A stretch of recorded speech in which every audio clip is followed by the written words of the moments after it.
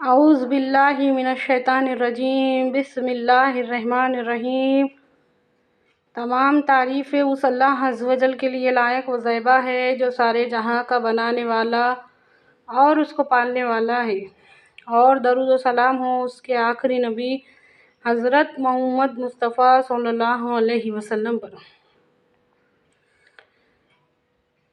غور کرو اس بات میں کہ جو بھی بڑے بڑے اجتماع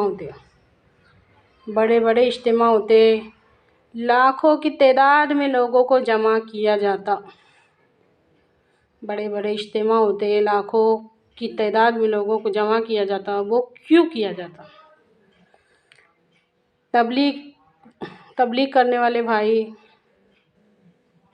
کئی لاکھوں کی تعداد میں پھیلے لے دنیا کے اندر، کیوں پھرتے؟ کیا میسج ہے، کیا پیغام ہے؟ غور کرو۔ اللہ کے بندوں کو اللہ سے جوڑنے کے واسطے، اللہ کے بندوں کو اللہ سے جوڑنے کے واسطے، نصیحت کرنے کے واسطے۔ نصیحت کہتے ہیں جوڑنے کو۔ درزی کیا کرتا؟ ٹیلر کیا کرتا؟ کپڑے کو کپڑے سے جوڑتا۔ اسی طرح اللہ کے نیک بندے اللہ کے بندوں کو اللہ سے جوڑتے، لیکن کیا ان کے جڑانے سے جڑ رہے؟ اللہ ماشاء اللہ، آٹے میں نمک کے برابر، آٹے میں نمک کے برابر۔ یہ ایسا کیوں ہے؟ ایسا کیوں ہو رہا؟ محنت کوشش کیوں بیکار جا رہی ہے؟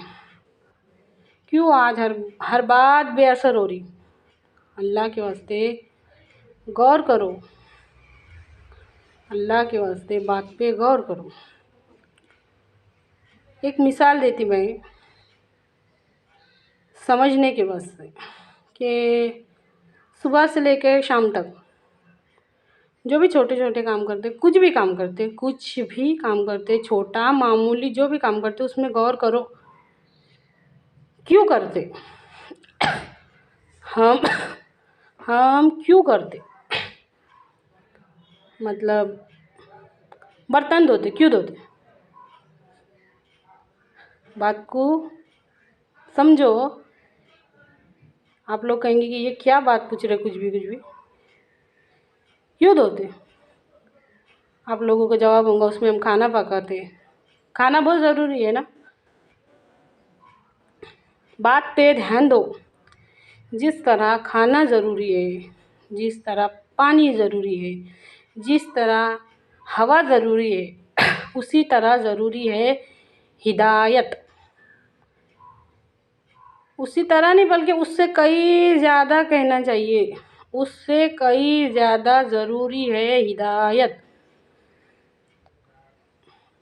جب تک ہم ہدایت کے مقام کو نہیں نہ پہچانیں گے، جب تک ہم ہدایت کے مقام کو، اس کی ویلیو کو نہیں نہ پہچانیں گے، اللہ کون ہے اور رسول کون ہے ہمارے سمجھ میں نہیں آئے گا۔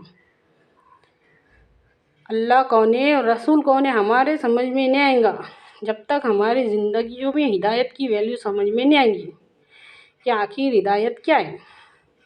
اب غور کر کے دیکھو، جس طرح کھانا بنانے کے واسطے محنت کرتے، جس طرح پانی خود تک پہنچانے کے واسطے پانی بہت ضروری ہے، اس کے واسطے وہ چیز کی اہمیت ہمارے نزدیک ہے، ہوا کی اہمیت ہمارے نزدیک ہے، کیا ہدایت کی اتنی اہمیت ہمارے نزدیک ہے؟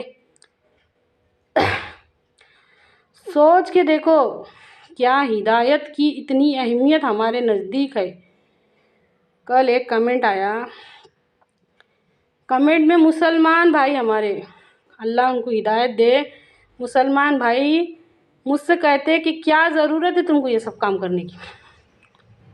وہ مجھ سے کہتے ہیں کہ آپ کو کیا ضرورت ہے یہ سب کام کرنے کی؟ عورتوں کی تو آواز کا بھی پردہ ہے، ہمارے ان بھائی کی، ماں کی، بہن کی آواز بھی کبھی کسی ڈاکٹر نے نہیں سنا، کبھی کسی شاپنگ والے نے نہیں سنا، कभी वो नहीं, वो बेचारी तो कभी बाहर शॉपिंग करने नहीं जाती ज़िंदगी में, पर्दे में भी नहीं जाती। अब आवाज़ का पर्दा है तो पर्दे में से कैसा बोलेंगे, डॉक्टर के पास भी नहीं जाती हो कभी इलाज कराने के वास्ते। अब आवाज़ का पर्दा है तो फिर अभी बात करेंगे तो इलाज कराना ज़रूरी है, शॉपिंग करना ज़रूरी है, हिदायत ज़रूरी नहीं है। हमारे भाई को ये समझना चाहिए कि क्या हिदायत ज़रूरी नहीं है। अल्लाह के वास्ते हमारी नज़र में हिदायत की क्या अहमियत है। इतना बड़ा मकाम दे दो हिदायत को, तो जब हिदायत की वैल्यू हमारे समझ में आएंगी। इसीलिए अल्लाह ताला फरमाता है कि जब तक तुम्हारे नज़दीक तुम्हारे माँ बाप से ज़्यादा, तुम्हारी हर कीमती से कीमती और महबूब से महबूब तरीन चीज़ से ज़्यादा अल्लाह और उसका रसूल महबूब ना हो जाए, अल्लाह और उसके रसूल सल्लल्लाहु अलैहि वसल्लम जो कि हिदायत देने के वास्ते, हिदायत की समझ देने के वास्ते आए, वो महबूब ना हो जाए, जब तक तुम्हारे नज़दीक तुम्हारी हर कीमती से कीमती महबूब से महबूब तरीन चीज़, तुम्हारे वालिदैन से ज़्यादा, तुम्हारी औलाद से ज़्यादा, तुम्हारे पास जो माल व दौलत है उससे ज़्यादा, तुम्हारी हर महबूब से महबूब तर चीज़ से ज़्यादा अल्लाह और उसके रसूल सल्लल्लाहु अलैहि वसल्लम की मोहब्बत ना हो जाए, तो फिर कोई फ़ायदा नहीं है, कोई फ़ायदा नहीं है। अल्लाह के वास्ते बात को समझो। ये मकाम होना चाहिए हमारी नज़र में हिदायत का। हिदायत का तो हमसे सवाल पूछा जाता है कि आपको क्या ज़रूरत है, ये जवाब है उसका कि ये ज़रूरत है। आज हमारी नज़र में वो मुकाम नहीं है ना, हमारी नज़र में आज वो हिदायत का मकाम नहीं है। सोच के देखो, सोच के देखो, जो कोशिश खाना बनाने के वास्ते होती, जो कोशिश दूसरे कामों के वास्ते होती, या फिर जिस चीज़ की शौक़ है उसके वास्ते कोशिश होती, शौक़ वाली चीज़ों को सीखने की, समझने की तौफीक होती, चाहते हुए भी ना चाहते हुए भी जो दिल बोलता हो करते, जो दिल बोलता हो करते, जो दिल बोलता हो करते। अगर हमारी ख्वाहिशात नफ्स उस दीन के ताबे हो जाएंगी जिसको लेके नबी सल्लल्लाहु अलैहि वसल्लम आए, हमारा खुद का दिल चाहेगा, हमारा खुद का दिल ये चाहेगा कि हम अल्लाह के हुक्मों को ढूंढे, भागते जाएंगे, हम भागते ढूंढेंगे। सबसे ज़्यादा अगर परवाह और फ़िक्र होंगी तो अल्लाह के हुक्म की, नबी सल्लल्लाहु अलैहि वसल्लम की तालीमत की। नबी सल्लल्लाहु अलैहि वसल्लम ने क्या फरमाई थी, नबी सल्लल्लाहु अलैहि वसल्लम का क्या है, हदीस ढूंढेगा इंसान, कौन से मौके पे कौन से अमल करना है, कौन से मौके पे कौन से अमल करना है, दीन के पाँचों शुबों के मुताबिक कैसे ज़िंदगी गुजारने की है, इंसान ढूंढेगा, भागेगा उसके तरफ, उसका दिल खुद ब खुद ये चाहेगा। अब क्योंकि हमारी पहले से शुरुआत से ये कोशिश नहीं रहती ना, दूर रखेला हमने हमारी ज़िंदगी से, दूर है, करे भी तो कुछ नहीं और नहीं करे भी तो कुछ नहीं।